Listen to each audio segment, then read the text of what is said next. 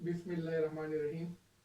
Dear students, आपका शुक्रगुजार हूँ कि आपने जो हमारी पहली वीडियो थी और जो हमारा सब्जेक्ट था ट्रांसफ़र ऑफ प्रॉपर्टी एक्ट 1882, इसमें आप सब ने बहुत ज़्यादा दिलचस्पी ली और उसको काफ़ी तादाद में स्टूडेंट्स ने देखा और मुझे उम्मीद है कि ये जो वीडियो थी इनके लिए काफ़ी मुफीद साबित होगी। सिर्फ नए तलबा के लिए मैं उसको दोहरा देता हूँ, उसके बाद से अपने नए उसी टॉपिक से फिर हम आगे बढ़ाएंगे। पिछली वीडियो में हमने जो जो ट्रांसफ़र ऑफ प्रॉपर्टी 1882 था उसको हमने डिस्कस किया था। इसमें 4 सेक्शन ऑफ लॉ हैं और 4 सेक्शन ऑफ लॉ को नए जो तलबा हैं और जो पुराने थे उनकी सिर्फ रिवीजन के लिए या दोहराई के लिए मैं इनको दोबारा दोहरा देता हूँ।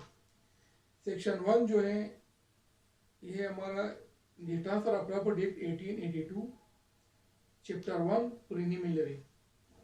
शॉर्ट टाइटल दोहरा देता हूँ स्टूडेंट्स के लिए। दिस एक्ट में be called the transfer of property act 1882।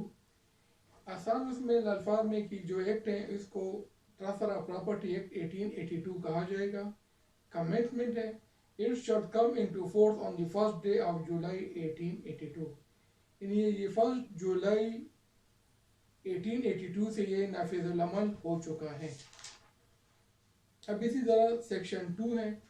Section 2 की जो हेडिंग्स हैं वो है repeal of act, saving of certain enactment, incident, right, liability etcetera.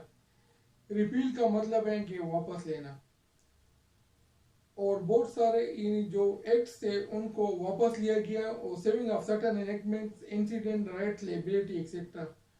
और बहुत सारे दूसरे जो इनेक्टमेंट थे, राइट्स थे या लायबिलिटी या इंसिडेंट थे उनको तहफ़्फ़ुज़ दिया गया, उनको सेविंग कर दिया गया, जिसमें ऑलरेडी डिटेल इसमें मौजूद है। इसी तरह फिर सेक्शन 3 था interpretation class.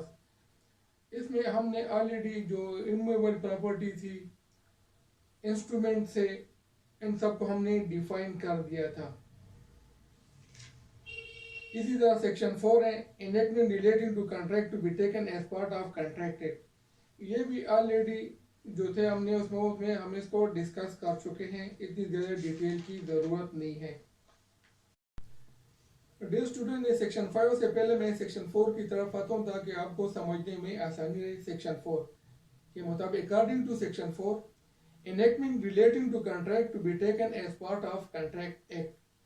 The chapters and section of this act which relate to contract shall be taken as part of Contract Act 1872. इन वो दफ़ा वो सेक्शन इस एक्ट के, इस एक्ट का मतलब है ट्रांसफर ऑफ प्रॉपर्टी एक्ट 1882, जो कि कॉन्ट्रैक्ट से मुतल्लिक है, उसको कॉन्ट्रैक्ट एक्ट 1872 का पार्ट यानी हिस्सा तस्वुर किया जाएगा या समझा जाएगा। And section 54 paragraph 2 and 3, 59, 107, 1 and 123 shall be read as supplement to registration act 1908 जो उसको है, वो जो सेक्शन जो पैराग्राफ दिए गए उसको रजिस्ट्रेशन एक्ट 1908 का सप्लीमेंट्री इजाफी तस्वुर किया जाएगा। अब जो हमारा चैप्टर 2 है और जो सेक्शन ऑफ 5 में आपको थोड़ी देर वो सेक्शन ऑफ 5 के मुतालिक बता रहा था, वो है ऑफ द ट्रांसफर। चैप्टर 2 जो है वो of transfer of property bye act of property. इसको स्टूडेंट सेक्शन 5 को हम पहले वीडियो में हम डिटेल से डिस्कस कर चुके हैं कि प्रॉपर्टी किस तरीके से ट्रांसफर हो जाती है बाय ऑपरेशन ऑफ लॉ है, और एक्ट ऑफ पार्टीज है, वो भी वीडियो फर्स्ट में डिटेल में आ चुकी है, तफसीलन उसमें हम उसको डिस्कस कर चुके हैं। इसी तरह सेक्शन 6 है व्हाट मे बी ट्रांसफर, यानी जो प्रॉपर्टी थी, each kind of property can be transfer but there are some exception. हर किस्म की प्रॉपर्टी जो है वो ट्रांसफर हो सकती है, मगर कुछ इस्तिस्नात है। जो इस्तिस्नात है वो ऑलरेडी हमने उसको जो पहली वीडियो थी हमने उसको डिस्कस कर चुके हैं, जैसे स्पेस एक्सेशन है या में राइट ऑफ री एंट्री वगैरह ये ऑलरेडी हमारे पहले जो वीडियो थी उसमें सारी चीज़ें डिस्कस हो चुकी हैं, डिटेल की ज़रूरत नहीं है। जो स्टूडेंट ने हमारे फर्स्ट वीडियो देखे तो सारी चीज़ें उसमें उसको आसानी के साथ मिल जाएंगी। ये सारे जो है सेक्शन 1 से लेकर सेक्शन 6 तक जो है वो पूरे डिटेल में उसमें वीडियो फर्स्ट में आ चुकी है। अब हम नए टॉपिक्स की तरफ आते हैं कि प्रॉपर्टी कौन ट्रांसफर कर सकते हैं। तो जो बंदा कॉन्ट्रैक्ट कर सकता है, जो डिफिनीशन दी गई है, any person who are competent to contract और authorise by someone to dispose of the property, यानी वो बंदा जिसको कॉन्ट्रैक्ट एक्ट के मुताबिक जो है वो इख्तियार हासिल है कि वो प्रॉपर्टी जो है वो ट्रांसफर करे या कॉन्ट्रैक्ट करे, और या किसी उसको कोई अथोराइज कर दिया गया है, मतलब ये कि इसको कोई मुख्तियारनामा दिया गया है कि आप जो है ये प्रॉपर्टी जो है जो मेरी प्रॉपर्टी है आप इसको आगे जो है वो फरोख्त कर सकते हैं, लीज कर सकते हैं। जो किस्म की जिस किस्म की जो रेट्स हैं वो स्टेप बाय स्टेप उसको हमको डिस्कस करेंगे। वो बंदे करते वो जो है प्रॉपर्टी को ट्रांसफर कर सकते हैं। डियर स्टूडेंट, हमारा जो चैप्टर 2 है of transfer of property bye act of parties, इसमें सेक्शन 5 और सेक्शन 6 जो है वो ऑलरेडी हम जो हमारी जो पहली वीडियो थी उसमें डिटेल में डिस्कस हो चुका है कि प्रॉपर्टी किस तरह ट्रांसफर हो सकती है और कौन सी जो प्रॉपर्टी है वो ट्रांसफर नहीं हो सकती, एक्सेप्शंस कौन है, वो सेक्शन 5 और 6 को जो है वीडियो फर्स्ट में डिटेल में डिस्कस हो चुका है। जो स्टूडेंट्स नए हैं उनसे मेरी रिक्वेस्ट है कि कम से कम ये इस वीडियो से पहले वीडियो फर्स्ट को पढ़ लिया करें, वीडियो फर्स्ट को देख लिया करें, ताकि तो फिर जो हमारी जो वीडियो 2 है उसको समझने में आसानी होगी। अब हम आते हैं सेक्शन 7 की तरफ से। पहली वीडियो में हम पढ़ चुके हैं कि प्रॉपर्टी किस तरह कौन सी प्रॉपर्टी जो है या जो है वो ट्रांसफर हो सकती है। हमने उसकी डिफिनेशन पढ़ी है, मूवेबल की पढ़ी है, इमूवेबल की पढ़ी है, फिर हमने देखा कि प्रॉपर्टी किस तरह ट्रांसफर हो सकती है। अभी हमने ये पढ़ रहे हैं कि प्रॉपर्टी कौन ट्रांसफर कर सकते हैं। अगर जो बंदा प्रॉपर्टी ट्रांसफर करेगा उसकी कॉम्पिटेंसी क्या है, कौन सा बंदा है अकॉर्डिंग लॉ जो है वो कॉम्पिटेंट है टू ट्रांसफर हिज प्रॉपर्टी और समवन अदर प्रॉपर्टी। अपनी प्रॉपर्टी ट्रांसफर कर सकते हैं या किसी और की ट्रांसफर वो किस तरह कर सकते हैं। तो सेक्शन 7 से हमारी ये जो आज का डिस्कशन है वो स्टार्ट होती है। सेक्शन 7 को मैं पढ़ लेता हूँ student. According to section 7, person competent to transfer, every person competent to contract and entitled to transfer property are authorized to dispose of transferable property not his own is competent to transfer such property either wholly or in part and either absolutely or conditionally in the circumstances to the extent and the manner allowed and prescribed by any law for the time being in force।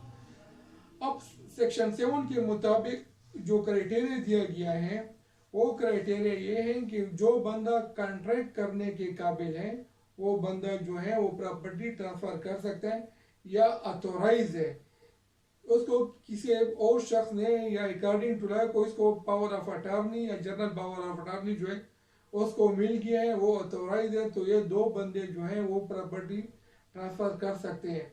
अब contract act में जो condition दी गई है वो condition ये है कि वो जो प्रॉपर्टी है जो बंदा वो प्रॉपर्टी ट्रांसफर करेगा वो मेजर होगा। अब माइनर जो है वो प्रॉपर्टी ट्रांसफर नहीं कर सकते हैं, और जो मेजर है जो बंदा मेजर होगा उसकी जो एज होगी वो 18 ईयर्स होगी, not less than 18 years. 18 years या एबव का होना चाहिए, वो मेजर होगा, ये पर बंदा जो है कॉम्पिटेंट है। दूसरा जो कंडीशन है वो ऑफ साउंड माइंड, यानी ल्यूनेटिक नहीं होना चाहिए, पागल नहीं होना चाहिए। तो ये जो दो क्राइटेरिया दिए गए हैं कॉन्ट्रैक्ट एक्ट में उनके मुताबिक जो है वो प्रॉपर्टी जो है जो मेजर है वो प्रॉपर्टी ट्रांसफर कर सकते हैं। 18 साल का होना चाहिए, साउंड माइंड होना चाहिए, ल्यूनेटिक नहीं होना चाहिए। अब माइनर जो है वो डिफिनेटली जो है अकॉर्डिंग टू दैट डिफिनीशन जिसको हम अभी डिस्कस कर रहे हैं प्रॉपर्टी ट्रांसफर नहीं कर सकते हैं। बट जो प्रॉपर्टी है वो माइनर को ट्रांसफर हो सकती है, meaning thereby the minor can not be transfer but may be a transferee.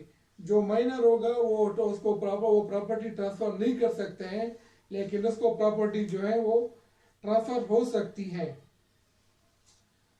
अब फिर अभी हम डिस्कस करें कॉम्पिटेंसी को, कि जो बंदे कॉम्पिटेंट हैं अकॉर्डिंग टू लॉ, उसको हम डिस्कस कर चुके हैं कि ये जो दो बंदे हैं वो कॉम्पिटेंट हैं, जो अपनी जो प्रॉपर्टी है उसको ट्रांसफर कर सकते हैं।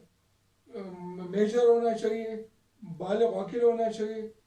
कॉन्ट्रैक्ट की जो एज लिमिटेशन दी गई है मेजर की वो 18 ईयर्स है, उसकी एज 18 साल होनी चाहिए, लिमिटेड नहीं होना चाहिए, साउंड माउंट होना चाहिए, और अथोराइज बाय लॉ, मतलब कि इसको अथोराइज होना चाहिए। अगर किसी ने इसको अटॉर्नी लेटर या मुख्तरनामा आम जिसको हम अपनी ज़ुबान में बोलते हैं उसको दिया गया हो, तो जो प्रॉपर्टी है वो प्रॉपर्टी ट्रांसफ़र कर सकते हैं। अब फिर नेक्स्ट क्वेश्चन ये होते हैं कि अगर कोई बंदा प्रॉपर्टी ट्रांसफ़र करेगा तो उसका क्या तरीक़ेकार होगा। मूवेबल प्रॉपर्टी है वो तो आसानी से हम वो कर सकते हैं, मेरा लैपटॉप है, मेरे पास लैपटॉप है, वो लैपटॉप है किसी और को दे दिए, फरोख्त कर दिए, सिंपल पोजीशन डिलीवर कर दिए हैं, वो आसानी से हो सकते हैं। दुकान से आपने लैपटॉप खरीदा है, मोबाइल खरीदी है, उसने आपको हैंड ओवर कर दिया, सिर्फ रसीद काट दिए, रसीद मिल गई है जिसका, तो ये आसानी के साथ जो है वो प्रॉपर्टी जो है वो जो मूवेबल है वो ट्रांसफ़र हो सकती है। लेकिन क्या इमूवेबल प्रॉपर्टी जो है वो इस तरीके से ट्रांसफ़र हो सकती है। अगर फ़र्ज किया जाए, अगर इमूवेबल प्रॉपर्टी को इस तरीके से ट्रांसफ़र किया जाए तो क्या इन फ्यूचर या इन प्रेजेंट कॉम्प्लिकेशन पैदा होंगी कि नहीं होंगी। ज़रूरी बात है, डिफिनेटली जो है वो जो तनाज़ात हैं वो ज़रूर पैदा होंगे। अब इमूवेबल प्रॉपर्टी में काफ़ी चीज़ें इन्वॉल्व होती हैं, इश्यूज इन्वॉल्व होते हैं, उसकी जो अमाउंट्स इन्वॉल्व होती हैं, और काफ़ी जो लीगल कॉम्प्लिकेशन होती हैं, वो बहुत सारी चीज़ें जो होती हैं उसको इन्वॉल्व होती है। अब हमने जो प्रॉपर्टी ख़रीदनी है या बेचनी है तो एक ऐसे तरीके से बेचनी है कि जो फ़रोख्त करने वाला हो वो भी सिक्योर हो, जो कि ख़रीदने वाला हो वो भी सिक्योर हो, और उसके बाद जो मतलब इसको लीगल हेड्स हो या कोई और हो जिसको फिर आगे वो ट्रांसफ़र करे तो वो भी सिक्योर हो। तो अब सिक्योर किस तरह होगा, तो इसमें दो तीन चीज़ें हैं। जब हम इमूवेबल प्रॉपर्टी को ट्रांसफ़र करते हैं तो इनमें दो तीन चीज़ें की जो है वो ज़रूरत होती है। अब दो तीन चीज़ें क्या हैं उसमें हम आपको वो कर देते हैं। नंबर 1 है अटेस्टेशन, नंबर 2 रजिस्ट्रेशन, और नंबर 3 है नोटिस। अब अटेस्टेशन की क्या मीनिंग है, क्या डिफिनीशन है। अटेस्टेशन जिस तरह हम डॉक्यूमेंट्स किसी को देते हैं, अपने जो हमारे क्रीडेंशियल होते हैं किसी के पास ले जाते हैं, ग्रेड 17 के पास या किसी और के पास, उसको अटेस्ट कर देता है। तो अटेस्टेशन का ये मीनिंग होते हैं कि जो डॉक्यूमेंट्स हैं ये ठीक है, वो अफर्म कर देते हैं, ऑब्जर्व कर देता है कि इट इज़ ट्रू कॉपी, ये दुरुस्त है। इसी तरह ट्रांसफर ऑफ प्रॉपर्टी के मतलब भी जो है अटेस्टेशन होगी। इसमें एक एग्जीक्यूटेंट होता है जो अफर्म कर देता है, असर्ट कर देता है कि जो प्रॉपर्टी है, मसलन ए की प्रॉपर्टी है, ये ए है, ये प्रॉपर्टी ए की है और बी को ट्रांसफ़र कर रहा है, और जो इसकी जो वैल्यू है ये इतने कंसिडरेशन पर जो है अपनी प्रॉपर्टी उसको दे दिया, फरोख्त कर देती है। वो एग्जीक्यूटर ये अफर्म कर देता है कि जो डॉक्यूमेंट्स हैं, ये जो सेल डीड है ये बिल्कुल ठीक है, जेन्युइन है, मैं इसको एडमिट करता हूँ, ये मैं इसको अफर्म करता हूँ कि it is a true transaction.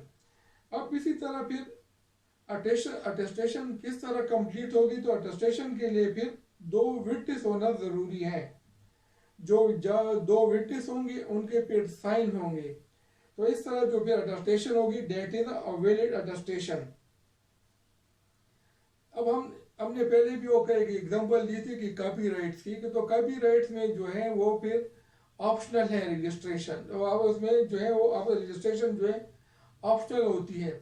लेकिन यहाँ पर जो हमारा ऑलरेडी जो ट्रांसफर ऑफ प्रॉपर्टी एक्ट है, फिर जो रजिस्ट्रेशन एक्ट है, उसमें ये क्लियर कट लिखा जा चुके हैं कि जो जिस प्रॉपर्टी जिसकी वैल्यू 100 या 100 से अबव होगी तो उसकी रजिस्ट्रेशन मस्ट है।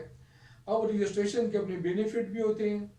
अगर फर्ज किया आपने एक प्रॉपर्टी खरीद ली है और रजिस्टर नहीं है, तो जब रजिस्टर नहीं होगी तो अनरजिस्टर्ड डीड जो है वो आपको टाइटल जो है वो कंफर्म नहीं करती, आपका टाइटल जो है वो कंफर्म नहीं होगा। तो इस तरह ये जो क्लेम है या ओनरशिप है, इसमें कॉम्प्लिकेशन पैदा हो जाती है।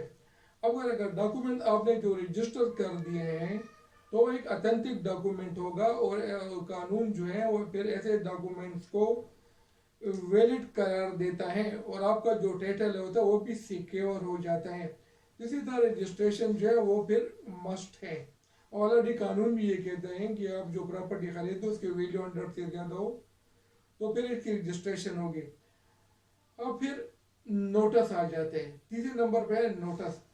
तो नोटिस स्टूडेंट्स अभी हम नोटिस को कर रहे थे।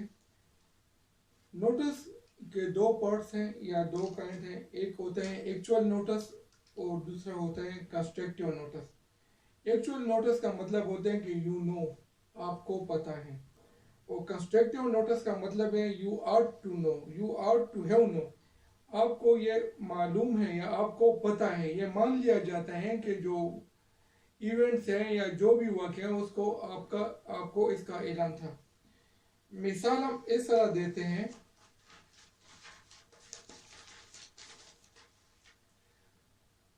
फर्ज कीजिए आपके रिलेटिव में आप जिससे शादी करना चाहते हैं उसकी मंगनी ऑलरेडी हो चुकी है और ये सबको पता होता है कि जो फॉर एग्जांपल सी है उसकी मंगनी हो चुकी है, लेकिन फिर आप फिर भी लगे रहते हो। तो ऐसी सूरत में ये मान लिया जाता है कि आपको इस चीज़ का इल्म था, आपको इसका इल्म है। जब सबको पता है तो आपको भी इल्म होगा।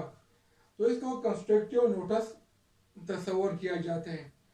एक्चुअल नोटिस ये है कि जब इस किस्म का कोई इवेंट्स होता है और कोई आपको आके दो आपके जो फ्रेंड्स होते हैं वो आपको दौड़ के आपको बता देते हैं कि बस छोड़ लो, जहाँ पर आप रिश्ता करने चाहते हैं वो तो ऑलरेडी जो है वो एंगेज है।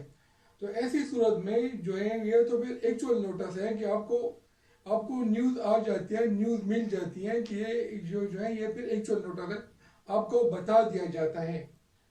इसी तरह फॉर एग्जांपल एक जो है प्रॉपर्टी, इस एग्जाम्पल से पहले स्टूडेंट मैं आपको ये भी बता देता हूँ कि बाद ऐसे केसेस होते हैं कि जिनमें नोटिस दिया जाना ज़रूरी होते हैं, कुछ में ज़रूरी नहीं लेकिन बाद में ज़रूरी होते हैं कि नोटिस दिया जाए। मिसाल इस तरह स्टूडेंट्स के एक जो है अपनी प्रॉपर्टी फरोख्त करता है या कॉन्ट्रैक्ट करते हैं किसी के साथ कि मैं आपको प्रॉपर्टी फरोख्त करता हूँ, कॉन्ट्रैक्ट करते हैं। लेकिन ए ने इससे पहले बी के साथ कॉन्ट्रैक्ट किए होते हैं कि प्रॉपर्टी मैं आपको फरोख्त कर दूंगा। अब फर्ज का सी को इल्म हो कि ऑलरेडी जो प्रॉपर्टी है वो ए और बी के दरमियान इनका मुआहदा हो चुके हैं। ए ने ये मुआहदा किया है कि बी को प्रॉपर्टी फरोख्त करूंगा। डियर फ्रेंड्स, अभी मैं एक दूसरा एग्जांपल दूंगा। ए जो है प्रॉपर्टी सेल करने की एग्रीमेंट कर रहे हैं सी के साथ, लेकिन इसने पहले ए ने एग्रीमेंट किया था कि मैं जो प्रॉपर्टी है वो अपनी प्रॉपर्टी में बी को सेल करूंगा, बी को फरोख्त कर दूंगा। अब फिर वो एग्रीमेंट कर रहे हैं सी के साथ। अगर सी को इस बात का इल्म हो कि ऑलरेडी जो प्रॉपर्टी है उसके मुतालिक एग्रीमेंट हो चुका है ए और बी के दरमियान, तो फिर ऐसी सूरत में जो बी जो है वो सी के खिलाफ कार्रवाई कर सकते हैं कि उसको उसके खिलाफ सू कर सकते हैं कि ऑलरेडी जो ने है ये प्रॉपर्टी मुझ पर फरोख्त करने का एग्रीमेंट या कॉन्ट्रैक्ट किया है, अपना जो राइट्स है वो इन्फोर्स कर सकते हैं। अगर सी का इल्म ना हो तो ऐसी सूरत में जो बी है उसको नोटिस देगा और नोटिस के बाद जो है अपना राइट्स इन्फोर्समेंट के लिए एक प्रॉपर तरीक़ेकार एडॉप्ट करेगा। तो ऐसी सूरत में हाल में नोटिस का दिया जाना ज़रूरी होता है। स्टूडेंट्स यहाँ पर कुछ और कॉन्सेप्ट्स हैं जो उसको हम अभी उसको डिस्कस कर रहे हैं, उसको हम डिफाइन कर रहे हैं। छोटे छोटे कॉन्सेप्ट्स हैं लेकिन बहुत इंपॉर्टेंट्स हैं। वो आपके उसके लिए एग्जामिनेशन पॉइंट ऑफ व्यू से भी एक इम्पॉर्टेंट्स हैं। और जो ट्रांसफर ऑफ प्रॉपर्टी एक्ट्स हैं उसमें भी ये काफ़ी मददगार साबित हो सकते हैं स्टूडेंट्स के लिए। अभी जो हम कर रहे हैं, डिस्कस कर रहे हैं, जो कॉन्सेप्ट है वो है एब्सोल्यूट इंटरेस्ट। एब्सोल्यूट इंटरेस्ट का मतलब है जिस तरह एब्सोल्यूट मुकम्मल, कंप्लीट इंटरेस्ट, आपका मुकम्मल इंटरेस्ट, आपका कंप्लीट इंटरेस्ट। फर्ज किया मेरी एक जायदाद है या मेरा एक मकान है, तो उसमें मुझे मुकम्मल इंटरेस्ट हासिल है, कंप्लीट इंटरेस्ट हासिल है। अब इसी तरह मैं एक और एग्जांपल दूंगा। आपका एक लैपटॉप है, कंप्यूटर है या कोई और वो है, फॉर एग्जांपल मोबाइल है। वो मोबाइल या वो लैपटॉप या वो कंप्यूटर पर आपका मुकम्मल या एब्सोल्यूट इंटरेस्ट है। आपने अपना मोबाइल या लैपटॉप या कंप्यूटर किसी और स्टूडेंट फरोख्त करने के बाद क्या आपका एब्सोल्यूट इंटरेस्ट बाकी रहते? नहीं रहते। हमारे जो डिस्कशन है वो इमूवेबल प्रॉपर्टी से मुतालिक है। सिर्फ ये समझाने की खातिर आपको जो है अभी वो मूवेबल की वो एग्जांपल दी है। इसी तरह आपकी लैंड है, आपने लैंड फरोख्त कर दी है 10,000 रुपये, 20,000 रुपये, 1 लाख पे। तो उस फरोख्त करने के बाद आपका जो एब्सोल्यूट इंटरेस्ट है उस प्रॉपर्टी में बाकी रह जाते हैं। या उसके अगर फर्ज का आपने फरोख्त कर दो, फिर आप दोबारा जाएं उस बंदे को कहें ये प्रॉपर्टी तो मेरे एब्सोल्यूट इंटरेस्ट है, तो फिर क्या हाल होगा? वो तो आपको ज़रूरी बात हो तो पता चल जाएगा। आप तो उसको जब आप उसको कहेंगे कि ये प्रॉपर्टी मेरी है, तो फिर वो तो ज़रूरी बात है कि शामत तो आएगी। तो इसी तरह जो इंटरेस्ट है वो ख़त्म हो जाता है। तो जो मतलब है कि आपका जो इंटरेस्ट होगा वो एब्सोल्यूट इंटरेस्ट वो ख़त्म हो जाता है। अब इस तरह कुछ और वो है जिसके हम उसको डिफाइन करेंगे। एक है रिवर्जन और एक है रिमाइंडर। रिवर्जन और रिमाइंडर, रिवर्जन को हम थोड़ा सा एक्सप्लेन करेंगे एग्जांपल के जरिए कि रिवर्जन क्या है। ए की प्रॉपर्टी है, बी पर सेल कर देता है, बी को फरोख्त कर देते हैं, साथ ये कंडीशन लगा देता है। स्टूडेंट अभी हम जो कंसेप्ट पढ़ रहे हैं वो है रिवर्जन एंड रिमाइंडर का। रिवर्जन और रिमाइंडर जो है एक एग्जांपल के जरिए क्लियर हो जाएगा और आपको भी समझने में भी आसानी होगी। फर्स्ट हम आते हैं रिवर्जन की तरफ। ए की प्रॉपर्टी है, वो ट्रांसफर कर रहा है बी को, और साथ ये कंडीशन लगा देता है कि जब ए की डेथ होगी तो प्रॉपर्टी जो है वापस ए के पास आ जाएगी, उसको रिटर्न हो जाएगी। तो ये एक किस्म की रिवर्जन, इसको हम रिवर्जन कहते हैं। हो सकता है कि बी से पहले ए की डेथ हो जाए, तो फिर जो प्रॉपर्टी है ए की जो जो प्रॉपर्टी है बी की, वो वापस ए की जो लीगल हेयर्स हैं उनके पास वापस आ जाएगी। ये रिवर्जन है। इसी तरह क्या इस तरह हो सकता है कि बी के डेथ से पहले ए किसी और को ये प्रॉपर्टी ट्रांसफर करे? तो जैसे हमने पहले वीडियो में देखा है, वो पढ़ा था कि जो स्पेस सक्सेशन है या होप ऑफ एक्सपेक्टेंसी है, उस बुनियाद पर जो ट्रांसफर है ये नहीं हो सकती है। इसी तरह रिमाइंडर है। रिमाइंडर को भी हम एग्जाम्पल के जरिए से क्लियर करेंगे और समझने में आसानी हो जाएगी। ए की प्रॉपर्टी है, ट्रांसफर कर रहे हैं बी को, और साथ ये कंडीशन लगा रहे हैं कि जब तक बी जिंदा है प्रॉपर्टी उसके रहेगी। जब बी फोर्थ हो जाएगा तो प्रॉपर्टी जाएगी सी के पास। अब जो सी का इंटरेस्ट है वो रिमाइंडर है, वो बचा हुआ है, तो इसको कहते हैं रिमाइंडर। इसी तरह रिवर्जन और रिमाइंडर जो है, अब स्टूडेंट आपको उसमें उनका जो जो दोनों के दरमियान जो फर्क है वो आपको आसानी के साथ समझ आ गया होगा। अब नेक्स्ट हम उसकी तरफ आते हैं वेस्टेड इंटरेस्ट किधर, वेस्टेड इंटरेस्ट और कंटेंजेंट इंटरेस्ट।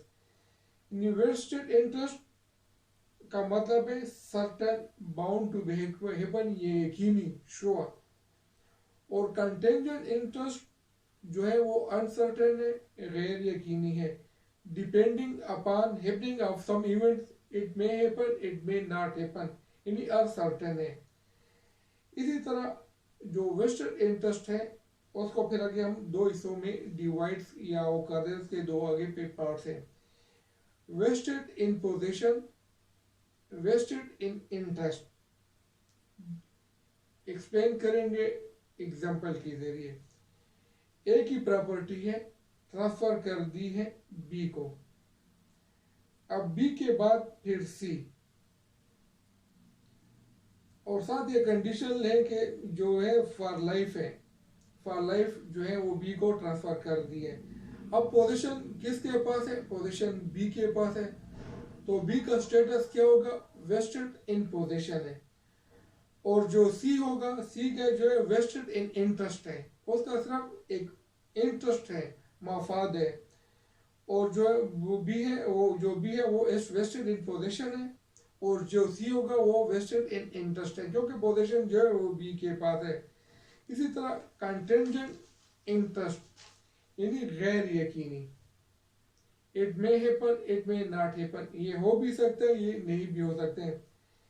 एग्जांपल, ए की प्रॉपर्टी है, ट्रांसफर कर रहे हैं बी को, और साथ ये कंडीशन लगा रहे हैं कि जब आप सी से शादी करेंगे, मेरी करेंगे, तो आपको ये प्रॉपर्टी मिलेगी। अब इस तरह हो भी सकता है और नहीं भी हो सकता है। तो ये जो है it may happen, it may not happen, शादी हो भी सकती है, शादी नहीं हो भी हो सकती है। इसी तरह जो ये कंटेंजेंट अनसर्टेन है, ये कंटेंजेंट इंटरेस्ट है। अब आगे फिर हम बढ़ते हैं। यानी से एक कंडीशन लगा दी है, प्रेसिडेंट पहले से कंडीशन लगा दी है कि आपने सी के साथ शादी करनी है, और सी के जब आप शादी करेंगे तो आपको ये प्रॉपर्टी मिलेगी। अब जो इनका इंटरेस्ट है वो इन डिलेमा में है, कंफ्यूजन में है। तो ये कंटेंजेंट इंटरेस्ट, हम इसको कंटेंजेंट इंटरेस्ट कह सकते हैं।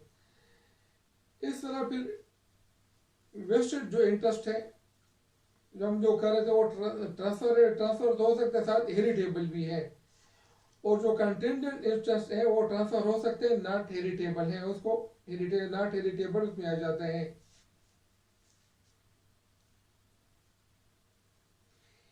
यानी आपकी आसानी के लिए जो वेस्टेड इंटरेस्ट है, it can be transfer and it is heritable, और जो कंटेंजेंट इंटरेस्ट है इट इज नॉट हेरिटेबल की। ठीक हो गया। अब फिर जो और प्रोविजन है, इंपॉर्टेंट प्रोविजन है, उसको भी हम इस वीडियो में हम डिस्कस कर लेंगे। जिस तरह पहले हम लोग किया था कि ईच काइंड ऑफ प्रॉपर्टी जो है वो ट्रांसफर की जाती है, but there are certain exception. इसी तरह अभी हम पढ़ेंगे रिस्ट्रेन ऑन ट्रांसफर, कि जो प्रॉपर्टी है उस पर किस किस्म की रिस्ट्रेन लगाई गई है या लगाई जा सकती है। अगर लगाई गई है तो उसकी क्या कानूनी अहमियत या हैसियत है। जो रिस्ट्रेन लगाई गई है वो वैलिड या वाइड होंगी या वैलिड होंगी, दुरुस्त होंगी या गलत होंगी।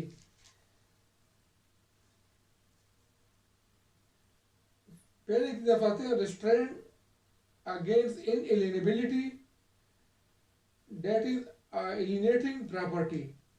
इनएलिजिबिलिटी या एलिनेशन जो है, पार्टिंग अपने जो है अपने जो प्रॉपर्टी है उसको अपने से दूर करना, पार्टिंग जो है इसको अपने से दूर करना, या एलिनेशन जो है। अब उसमें जो एक कंडीशन लगा देते हैं, कंडीशन रिस्ट्रेनिंग एलिनेशन, कि जो प्रॉपर्टी हम ट्रांसफर कर रहे हैं लेकिन साथ जो है उसकी एलिनेशन पर हमने एक रिस्ट्रेन, एक कंडीशन लगा दी है। मिसाल के तौर पर ए की प्रॉपर्टी है, बी को ट्रांसफर कर दी है, और साथ कंडीशन लगा दी है कि आप जो है प्रॉपर्टी किसी और पर सेल नहीं करेंगे, और जो प्रॉपर्टी है ये किसी और पर सेल नहीं करेंगे। तो क्या जो है कंडीशन है, एक बंदे ने, बी ने प्रॉपर्टी खरीदी भी है, इन्वेस्टमेंट भी की है, और साथ उस पर ये स्ट्रेन लगा दिए हैं कि आपने जो ये प्रॉपर्टी है फरोख्त नहीं करनी है, तो ये क्या जो कंडीशन है वो वैलिड होगी? ये जो कंडीशन है वैलिड नहीं है, that is a wide condition. जो वाइड है इसकी कोई कानूनी अहमियत नहीं है। जो ट्रांसफर है वो वैलिड है, ट्रांसफर वैलिड होगा, जो कंडीशन है वो वाइड है। इसी तरह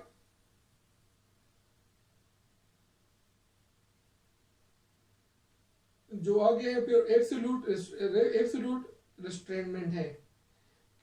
एब्सोल्यूट रिस्ट्रेनमेंट को हम इस तरह एक्सप्लेन करेंगे कि ए ने प्रॉपर्टी है वो बी को सेल कर दी है, और साथ ये रिस्ट्रेनमेंट ये कंडीशन या रिस्ट्रेंट्स को ये रिस्ट्रेनमेंट या कंडीशन लगा दी है कि जो प्रॉपर्टी है अगर आप फरोख्त करोगे तो मुझ पर फरोख्त करोगे। तो क्या जिस तरह जो कंडीशन है, जो वो रिस्ट्रेनमेंट है वो दैट इज अ वाइड, और जो ट्रांसफर होगा वो वैलिड होगा। इसी तरह एक थर्ड एग्जांपल हम देते हैं कि ए की प्रॉपर्टी है, बी को ट्रांसफर कर दिए और बी ने खरीदी है 50,000 रुपए पर। फिर कंडीशन ये लगा दी कि आपने ये प्रॉपर्टी सी पर फरोख्त करनी है और फॉर एग्जांपल 10,000 पे फरोख्त करनी है। तो क्या इस तरह हो सकते हैं कि बी ने प्रॉपर्टी खरीदी है 50,000 की और सी पर फरोख्त करे 10,000 की? तो जो एक कंडीशन है वो वाइड है। तो ये जो रिस्ट्रेनमेंट है एब्सोल्यूट रिस्ट्रेनमेंट जो है वो वाइड है, और जो ट्रांसफर है वो वैलिड होगा। इसी तरह फिर नेक्स्ट है कि पार्शियल रिस्ट्रेनमेंट। पार्शियल रिस्ट्रेनमेंट बाद औकात जो है वो उसको अलाउड भी किया जा सकता है। एग्जांपल इस तरह है, जिस तरह मोहम्मद अल्लाह में शियास के मुतालिक दिया गया कि दो भाई है या को ओनर है। अगर प्रॉपर्टी ए और बी दो भाई है, ए फरोख्त करना चाहते हैं प्रॉपर्टी, तो बी जो उसका भाई उसका प्रिफरेंशियल राइट्स हैं कि वो प्रॉपर्टी खरीदे। तो इसी तरह जो ये पार्शियल रिस्ट्रेनमेंट है जो बाद औकात इसको अलाउड भी किया जाता है।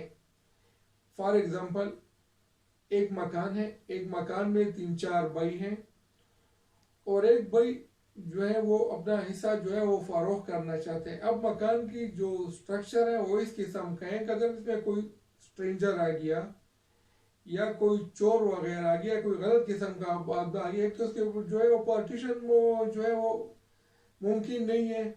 और दूसरी बात ये है जो कि मुख्तलिफ किस्म की पेचीदगियाँ बना सकते हैं। तो ऐसी सूरत में जो है पार्शियल रिस्ट्रेनमेंट जो है वो अलाउड हो सकती है, कि वो अलाउड होती है कि जो प्रॉपर्टी है वो किसी और को जो स्ट्रेंजर है उसको फरोख्त या ट्रांसफर नहीं की जाएगी। जो है वो मोहम्मद अल्लाह में भी ये अलाउड है।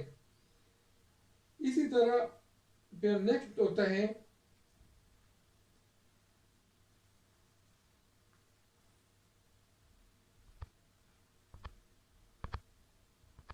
जो हमारा नेक्स्ट है वो है restriction on enjoyment, restrain on enjoyment. अब रिस्ट्रेन ऑन इंजॉयमेंट को हम किस तरह डिफाइन कर सकते हैं, इसकी एग्जांपल हम किस तरह दे सकते हैं?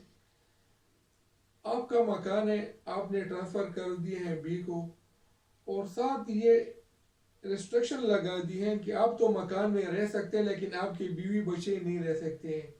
तो क्या ये जो रिस्ट्रिक्शन है, रिस्ट्रेनमेंट है, ये वैलिड है? कि स्टूडेंट्स हम अभी रिस्ट्रेन ऑन एलिनेशन पर वो कर रहे थे, डिस्कस कर रहे थे, टॉपिक्स पढ़ रहे थे।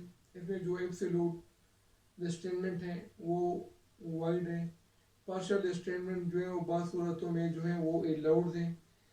इसी तरह रिस्ट्रेनमेंट ऑन इंजॉयमेंट, एग्जाम्पल इस तरह है कि ए का मकान है, बी को दे रहे हैं, ट्रांसफर कर रहे हैं और साथ एक कंडीशन लगा रहे हैं कि आपका मकान है, आप इसमें रह सकते हैं लेकिन आपके जो बीवी बच्चे हैं इसमें नहीं रह सकते हैं। तो क्या ऐसा मुमकिन है कि खुद रहे और उसके जो बीवी बच्चे उस मकान में ना रहे? तो ये जो रिस्ट्रेंट ऑन इंजॉयमेंट है दैट इज अ वाइड, जो ट्रांसफर होगा वो वैलिड होगा। इसी तरह बाद औकात में जो रिस्ट्रेंट ऑन इंजॉयमेंट है, बाद औकात में ये इस तरह कुछ अलाउड भी हो जाते हैं। वैसी सूरत में अलाउड हो जाते हैं कि आपका मकान है, सिंगल स्टोरी है, साथ आपका प्लाट भी है, और जो है मकानात हैं अगर मल्टी स्टोरी बन जाए। स्टूडेंट्स अभी वो स्ट्रेन ऑन एंजॉयमेंट डिस्कस कर रहे थे।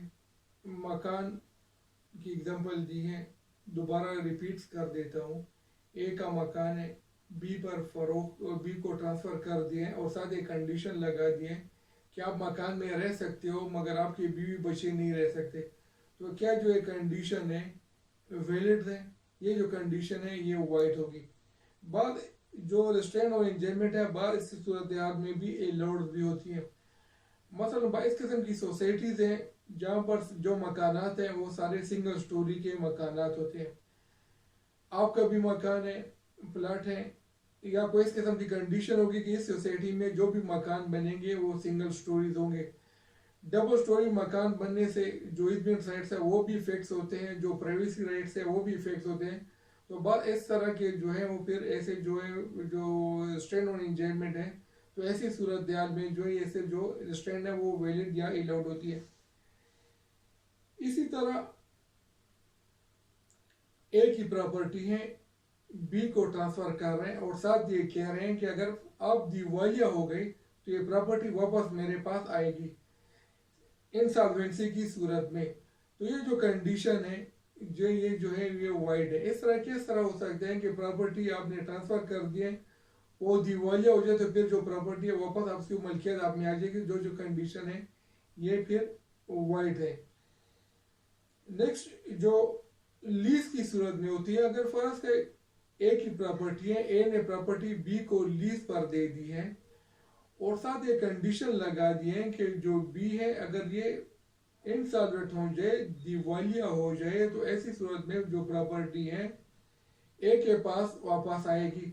तो ऐसी सूरत में जो है ये जो कंडीशन है ये फिर वैलिड है, ऐसे कंडीशन वैलिड है और जो लीज का एग्रीमेंट होगा dates come to an end. तो स्टूडेंट्स इस वीडियो में हमने चैप्टर 1 को भी डिस्कस किया है, चैप्टर 2 के भी हमने सेक्शन डिस्कस कर दिए। हमने इसको बहुत सारे जो कॉन्सेप्ट थे उनको भी एक्सप्लेन एंड एलेबोरेट कर दिए। उम्मीद है आपको हमारी जो आज की काविश है, आज की जो वीडियो है अब आसानी से समझ आ गई होगी। आप इसको इंशाल्लाह ताला एग्ज़ाम में जो है अच्छे तरीके से अगर कोई क्वेश्चन आ गया तो आप उसको पिक कर सकेंगे। साथ रहें, इंशाल्लाह कोशिश करेंगे कि जल्द अज जल्द जो ट्रांसफ़र ऑफ प्रॉपर्टी एक्ट है इसको कंप्लीट कर सकें।